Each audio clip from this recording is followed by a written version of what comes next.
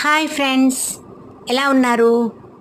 Thank you for all for giving me support with your likes and messages. Please continue like this.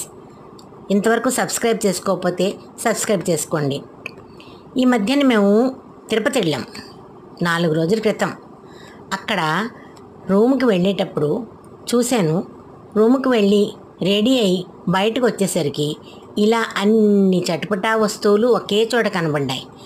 ముఖ్యంగా గోలీ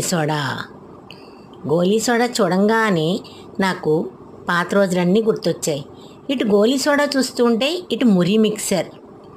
ఈ మురి mixer చూస్తూ అలా ఉంటూ తిందామా అనుకుంటుంటే పక్కనే గాజు అద్దాల్లో పళ్ళ ముక్కలన్నీ కోసి చక్కగా డెకరేటివ్గా అలంకరించి ఎంతో అందంగా పేర్చున్నాయి.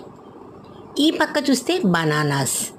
ఆ వెండ వేడికి బనానాస్ తినాలా, చట్పటా మురి తినాలా, లేకపోతే పళ్ళ ముక్కలు తినాలా, ఏం చెయ్యాలి అని ఆలోచిస్తూ ఉంటుండగా మురి తింటావా అని అడిగారు.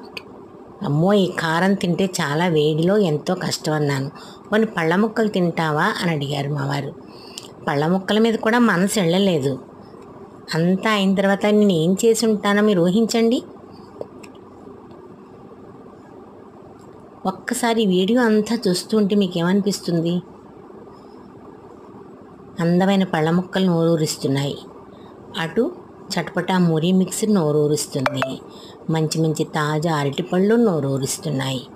కానీ ద్రాక్ష పళ్ళు, ఈ జామ పళ్ళు, ఈ కర్బూజా ముక్కలు, ఈ మోసాంబీ ముక్కలు, అనాసపనాస ముక్కలు ఇవన్నీ చూసినా కూడా నా మనసు ఒకే చోటకి లాగింది.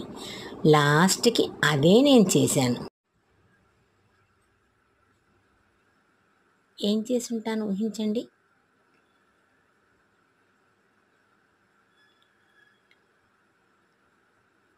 ఆ గోలీ సోడా చూడంగానే నా మనసంతా గోలీ సోడా మీదకే వెళ్ళింది.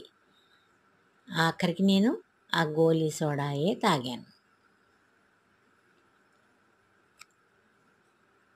దాహానికి దాహం, చట్పట, మనసు తృప్తి.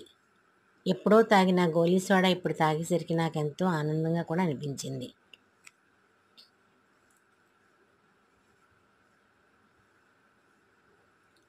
వస్తుంది గోలీ సోడా వస్తుంది, ఉండండి.